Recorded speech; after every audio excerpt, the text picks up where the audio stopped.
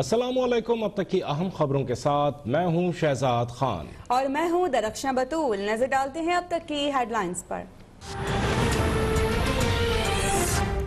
पिछले 2 दिन से हाथ जोड़ के नवाज शरीफ से एनआरओ मांग रहा है। सुन लो, नवाज शरीफ तुम्हें एनआरओ नहीं देगा। आर्या पार लाहौर की गली कुचों में मरियम नवाज की ललकार, बोली के आवाम के वोटों पर डाका डालने वालों, नवाज शरीफ की सियासत खत्म होने का दावा करने वालों, सुन लो, नवाज शरीफ जाली हुकूमत को एनआरओ नहीं देगा। सिलेक्टेड 2.5 बरस से हाथ जोड़कर एनआरओ मांग रहा है। अब ये हुकूमत जल्द ही अंजाम को पहुंचेगी। हुकूमत को आखिरी धक्का देने का वक्त आ गया। इमरान खान का मुकाबला नवाज शरीफ से नहीं, डीजे बट से है। अल्लाह ये जिल्लत किसी को ना दिखाए।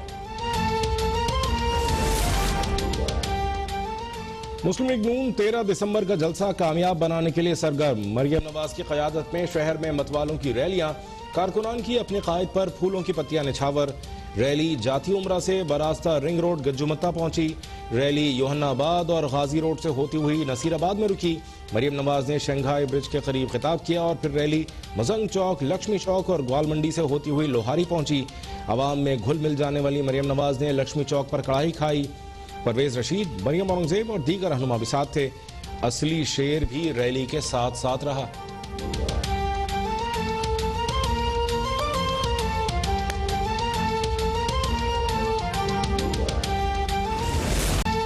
मुस्लिम लीग नून 13 दिसंबर के बाद अपने अरकान असेंबली से इस्तीफा लेगी। मरियम नवाज का कहना है कि पार्टी ने अभी बाज़ाबिता तौर पर इस्तीफे नहीं मांगे, लेकिन इस्तीफों के ढेर लग चुके हैं। मुस्लिम लीग नून के अरकान असेंबली की जानिब से इस्तीफे क़यादत को भिजवाने का सिलसिला जारी। लीगी रुकने पंजाब असेंबली महविश सुल्ताना, रबिया नुसरत, इरफान दौलताना, मुनीबुल हक, मियां रऊफ, मलिक अरशद और अफसल गुल ने इस्तीफे भिजवा दिए।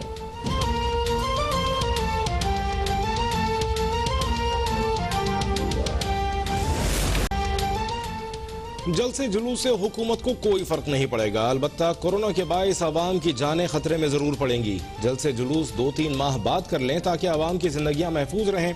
वज़ीर आज़म इमरान खान का अपोजिशन को मशवरा, बोले जलसे मैंने भी बड़े बड़े किए, इन जलसों से मुझ पर कोई प्रेशर नहीं पड़ेगा। अभी भी एहतियात कर लें तो बड़ी मुश्किलात से बच सकते हैं। कोरोना से बचाव के इक़दाम पर अमल नहीं किया गया तो सूरत हाल बेकाबू हो जाएगी।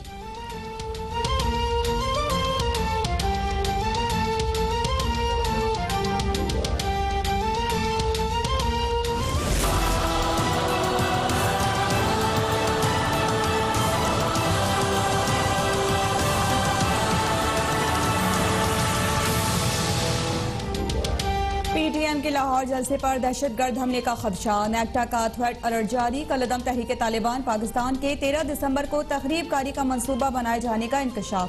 अलर्ट में कहा गया कि पीटीएम की सियासी क़यादत को निशाना बनाया जा सकता है। सियासी क़यादत को भी मुमकिन खतरे से आगाह कर दिया गया। दौरान सफर बुलेट प्रूफ गाड़ी के इस्तेमाल और सनरूफ से बाहर ना निकलने की हिदायत।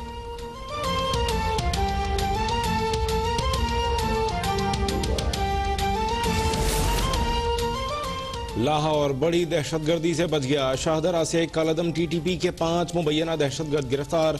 तर्जुमान सीटीडी का कहना है दहशतगर्द सिविल सेक्रेटेरिएट को निशाना बनाना चाहते थे। उन्हें भारतीय इंटेलिजेंस एजेंसी की माली मुआवनत हासिल थी। जलालाबाद मीटिंग में रॉ के अफसरान भी शरीक हुए। दहशतगर्दों से भारतीय वीजा फॉर्म भी बरामद। मलीर कराची से भी मुबैना दहशतगर्द पकड़ा गया।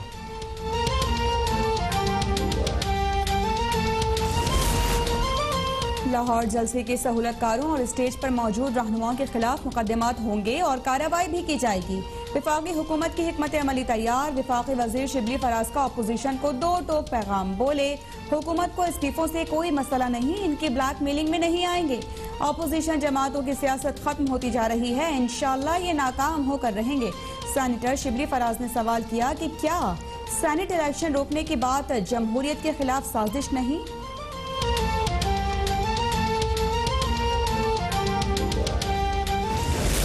देने से इमरान खान जो है या असेंबली जो है उसको कोई नुकसान नहीं पहुंचता।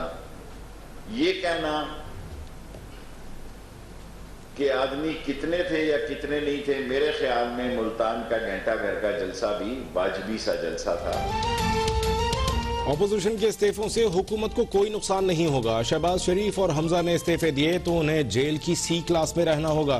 पीपल्स पार्टी इस्तीफों के बाद जाएगी कहां? वफाकी वजीर शेख रशीद का सवाल। बोले, यकीन है कि पूरी ऑपोजिशन इस्तीफे नहीं देगी।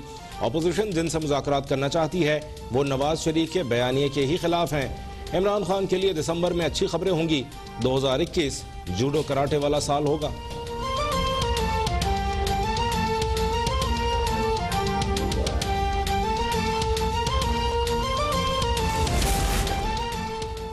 वज़ीर आला पंजाब ने अपोजिशन के रवैये को अफसोसनाक करार दे दिया। बोले कि हिज़्ब इख्तिलाफ नाजुक सूरत हाल में संग दिली का मुजाहरा कर रही है, कौम इनको कभी माफ नहीं करेगी। माविन खुसूसी फिरदौस आशिक अवान बोली कि शरीफ खानदान की राजकुमारी ने लाहौर को मैदान जंग बनाने की साजिश कर ली। सरकारी अहलकारों पर बरसाने के लिए डंडों से भरे ट्रक जाती उमरा पहुंचा दिए गए। फयाजुल हसन चौहान ने कहा, नवाज शरीफ, बेगम सफदर अवान और मौलाना फजल रहमान को इस्तीफों की जल्दी है, जबकि पीपल्स पार्टी, शीन लीग और दीगर पार्टीज हिचकिचा रही हैं।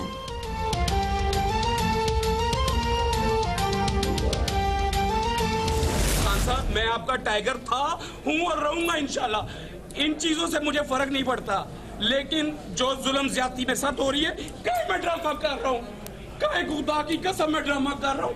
इन लोगों ने मेरे साथ जो कल किया, मेरे ऑफिस में सोया हुआ मुझे उठाकर घसीटते मेरा गला घोंट दिया। लाहौर की मकामी अदालत ने डीजे भट्ट को जमानत पर रिहा कर दिया। डीजे भट्ट की अदालत के बाहर मीडिया से गुफ्तगू में वजीर आजम से शिकवे। कहा, मैं अभी भी इमरान खान का टाइगर हूँ। पुलिस ने गिरफ्तार करके मुझे घसीटा और गला घोंटने की कोशिश की। खान साहब ने पुलिस इस्लाह की बातें की, मगर हालात अब भी जूं के तूं हैं। डीजे भट्ट की गिरफ्तारी की फुटेज अब तक ने हासिल कर ली।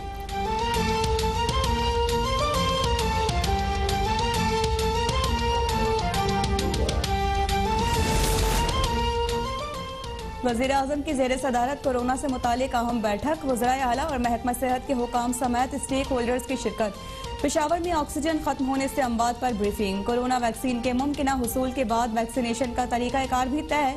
पहले मरहले में तिब्बी अमले, दूसरे मरहले में 65 साल से ज़ायद अफराद और फिर आवाम को वैक्सीन दी जाएगी। पाकिस्तान में वैक्सीन मार्च तक दस्तयाब होगी।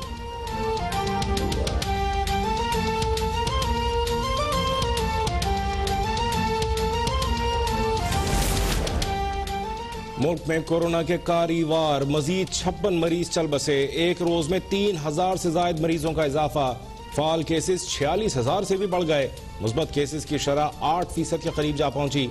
चेयरमैन पब्लिक सर्विस कमीशन मारूफ अफजल कोरोना से इंतकाल कर गए।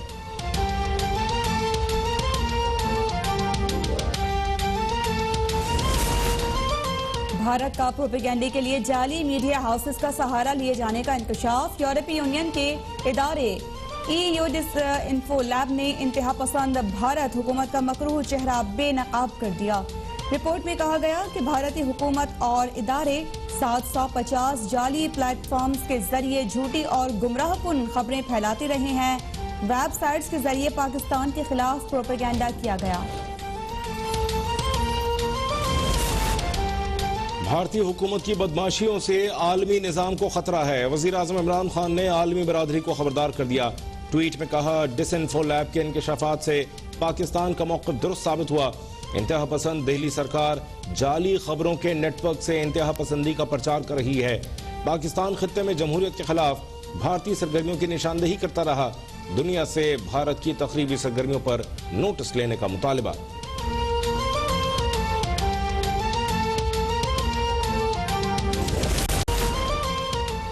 मुआविन खुसूसी कौमी सलामती मोईद यूसुफ से चीनी सफीर की मुलाकात। पाकिस्तान और चीन के दरमियान थिंक टैंक्स के इश्तराक को मजबूत करने पर इत्तेफाक। CPEC मनसूबों में पेशरफ्त पर गौर। भारतीय दहशतगर्दी की दस्तावेजात जेर बहस रही।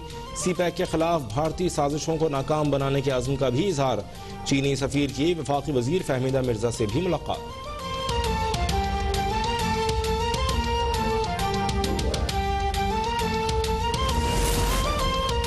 निशान हैदर का एहसास पाने वाले सवार मोहम्मद हुसैन शहीद का 49वां यौम शहादत। पाक फौज का फर्जंद वतन की कुर्बानी को जबरदस्त खराज अकीदत। शहीद की यादगार पर पुरवकार तकरीब। Army chief general Qamar Javed Bajwa की जानिब से शहीद की यादगार पर फूल चढ़ाए गए। तकरीब में शहीद के अजीज व अकारिब की भी शिरकत। चेयरमैन पीपल्स पार्टी बिलावल भुट्टो रवा माह मलीर एक्सप्रेस वे का संग बुनियाद रखेंगे। वजीर आला सिंध का जाम सादिक पुल से मुत्तसिल ग्राउंड का दौरा।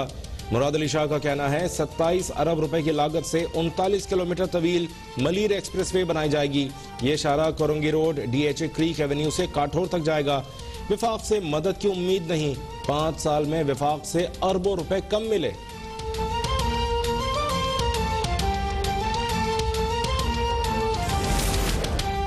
चेयरमैन नैब ने कॉटन जिनर्स मालिकान को जारी नोटिस पर अमल दरामद रोक दिया। जस्टिस रिटायर्ड जावेद इकबाल से कॉटन जिनर्स एसोसिएशन के वफ्द की मुलाकात। वफ्द को उनके मुकदमात का जाती हैसियत में जायजा लेने की यकीन दहानी। नैब की कार्रवाइयों से बिजनेस कम्युनिटी के मुतासर होने के तासुर की तरदीद।